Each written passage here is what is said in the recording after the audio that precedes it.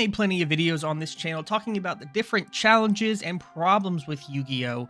Throughout its history and its problem with getting in new players. But in this video, I actually want to change it up a little bit. One way to get in new players is by actually just talking about why the game is good and why you should try playing it. In this video, I want to talk about the reasons why I think Yu-Gi-Oh! Is the most fun and the best card game that I've played, and the reasons why I play Yu-Gi-Oh! Over something like Pokemon or Magic. Obviously, I'm not trying to say that the other card games are bad per se. I've tried Pokemon, I've tried Magic, they're fine card games and all that. I've tried Hearthstone, stuff like that. They have their merits and they're definitely fun, and I'm glad that there's people out there who really are into those card games. But there's something a little special about Yu-Gi-Oh! That really does it for me. Part of it might be nostalgia, part of it is just the way the game is nowadays, and sort of the creativity that's been born out of it because potentially because of its issues, but we'll talk about that in a little bit. I just want to make it clear that I'm not trying to diss on the other card games. I'm more so just trying to make this video to sort of talk about and create a space to talk about why Yu-Gi-Oh! Actually is good, why people play it, and why people enjoy it in the modern age, even with all of the stuff that surrounds it that tends to pop up more and more because people quite honestly just like clicking on negative things. To be honest, that's just how the algorithm works. But if you like being a little bit more positive about Yu-Gi-Oh!, if you want to talk about the things that you like about the card game, make sure to comment down below all the reasons why you like Yu-Gi-Oh! And hit subscribe so you can join this community of people who love this card game. First reason why I like Yu-Gi-Oh! So much is that it is complicated. I don't think it'd be far-fetched to say that Yu-Gi-Oh! Is probably one of, if not the most complicated, popular TCG card game that is in existence right now. I'm no card game expert per se. I haven't tried every single card game in existence, but I think in terms of the more general ones like Hearthstone, Runeterra, Pokemon, Magic, Yu-Gi-Oh! Definitely has sort of a step up in terms of its complexity and how hard it is to understand. And we've talked plenty about that on this channel and how it's a problem for getting new players into the game. But at the same time, I think it actually is a good thing too for people who have gotten into the game and people who are really into Yu-Gi-Oh! And have that deep swath of knowledge, because it sort of keeps the game interesting and keeps the game going and gives it a lot of depth. I'm not trying to say that Magic and other games don't have depth or don't have complexity. Of course they do, that's obvious. But I think Yu-Gi-Oh! Has a specific certain special brand of complexity. I always akin it to like Yu-Gi-Oh! Is like going to law school, right? Like it is a law book that constantly changes, is morphed by random things sometimes. Certain interactions work how it's worded. Certain things change because Konami said so, and you just kind of have to remember it.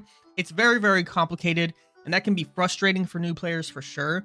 But I think for players like me who have played it for a few years now and really are into really complicated things and like understanding how things work, understanding these minute little tiny interactions, and really getting better by tweaking that knowledge base every little bit so often, I think that's a benefit for Yu-Gi-Oh! In terms of its overall gameplay style. It's also a lot more punishing, right? In Magic, in Hearthstone, where you have like this mana system, sure, there's like certain formats or certain, high-level competitive plays where one small wrong move on turn 1 or 2 can ruin you, but in general, like you're gonna be passing your turn back and forth as you build up land mana or as you get more mana each turn in Hearthstone. But in Yu-Gi-Oh! It's like, if you make a mistake, it hurts. You get punished hard for the most part. If you forget that a certain fusion monster needs a different type of monster than what you have, or if you forget a certain specific interaction, or if you forget that your opponent has a specific card in the graveyard that might protect their monsters, or whatever the case may be, you make those tiny little mistakes, they can be lethal and deadly, and they happen fast. And I actually do really enjoy that sort of aspect in terms of that it really teaches you to pay attention to the details. It teaches you to learn and forces you to sort of get to the highest peak that you can get if you go hard into it and really try to learn the game. I really appreciate, and that's things like when I play video games, Dark Souls, stuff like that, where I'm always looking for that high level challenge because it's there. Like, it's not like the game's cheating you, right? I mean, sometimes there's some weird rulings here that kind of just get made up because Konami said so. But in general, Yu-Gi-Oh! Is not cheating you out of anything. If you read the cards, if you understand what's going on, you're going to be able to make the right move. But there's going to be a lot of trial and error. There's going to be a lot of mistakes made along the way. The big difference is whether you choose to want to learn it because you want to learn all those small, minute details, or if you would rather play something that doesn't punish you as hard, or at least doesn't feel like it punishes you as hard. And that's where you probably would take another card game out for a spin. You basically can't bumble your way through Yu-Gi-Oh, right? Like if you pick up a brand new deck, let's say you picked up, I don't know, like Snake Eyes tomorrow, and it's your first Yu-Gi-Oh deck, right? You're not probably going to be able to figure out what to do turn one, right? You would normal summon something, maybe activate an effect, and unless you're like a god gamer or whatever, like you're not going to be able to understand exactly what the combo lines are, what the most optimal plays are. You may not even get very far in general. Whereas I think in sort of mana-based systems, you get a bit more leeway, right? Because if you have like a hand full of 1 mana cost, 2 mana cost, or like you have a few 1 mana cost monsters and then a bunch of like high mana cost monsters, but it's turn 1, you know, oh, my options are limited here, right? Like I'm only going to be able to summon the 1 mana cost monster. I physically cannot summon the other ones, right? But in Yu-Gi-Oh, every card's online as long as the conditions are met, and you can slap down anytime. There's no cost, right? And so, or at least mana cost, right? So that makes it so that you need to be able to know what you're doing turn 1, which again, goes back to the thing where that could be a negative for getting new players in because it's very unfriendly. You can't just pick up a deck and start playing. But it's also really good for the competitive player or for the player that likes to really get deep into the game, because it means that every decision matters and that small mistakes really, really matter. The other thing is that on that same note, individual cards are really powerful, right? Each individual card in your deck, your one Yu-Gi-Oh deck, is extremely powerful, right? There's not a lot of room for cards in Yu-Gi-Oh that are just okay, right? If you have a card in your deck, it's got to do something, right? And I think that that is something that's really fun, right? Because it's almost kind of like you're constantly playing this high level, like really fast pace, like you're constantly racing a Ferrari, right? Where you're just blazing through the racetrack, right?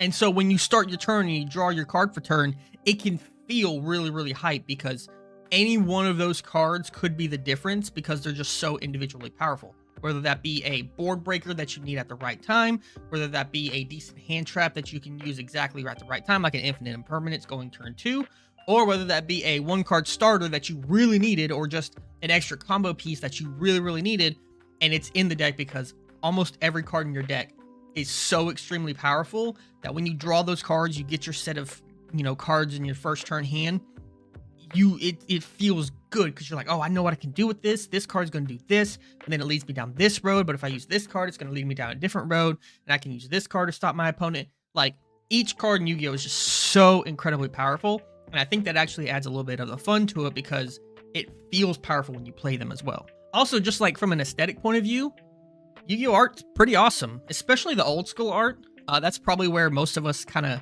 got into the game in the first place, was the old school art, where, I mean, monsters were just gnarly, man. Like, they look so unique. There's something very distinctive about a classic Yu-Gi-Oh card and the way the monsters look that really sets it apart from other card games and other art in general.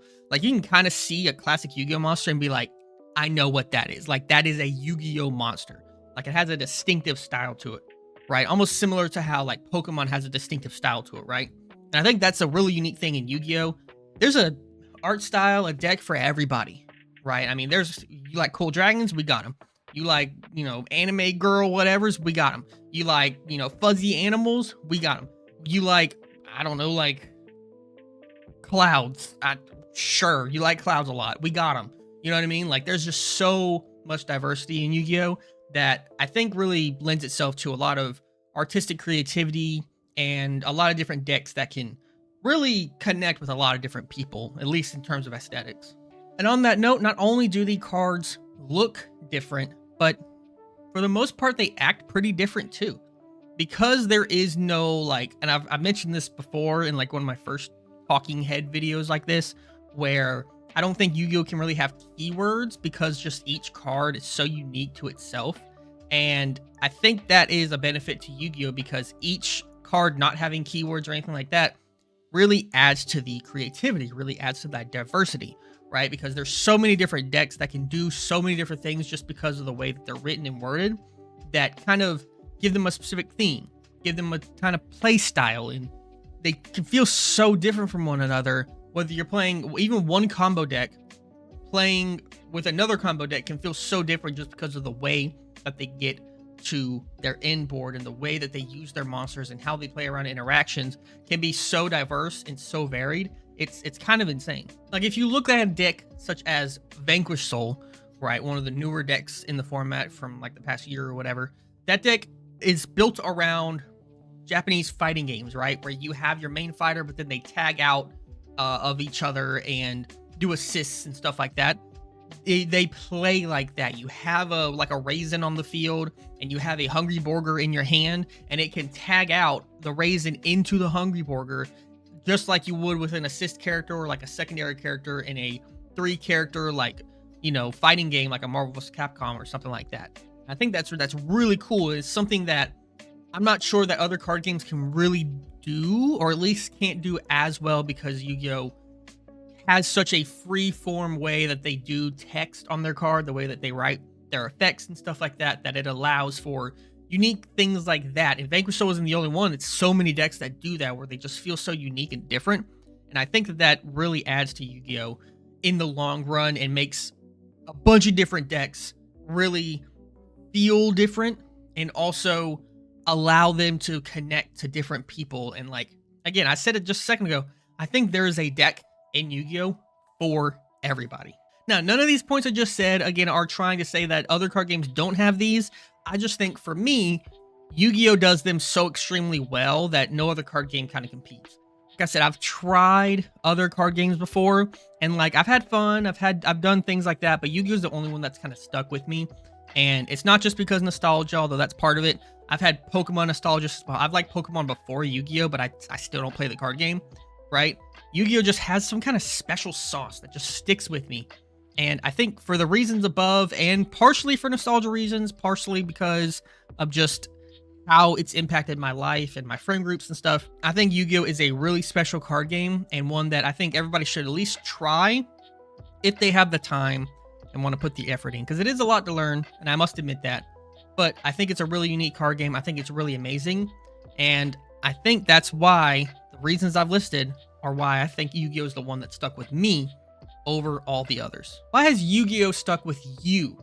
Let me know down in the comment section below, and if you enjoy this type of video, enjoy my content, make sure to hit subscribe down below as well, and we'll see you guys on the next one. Peace.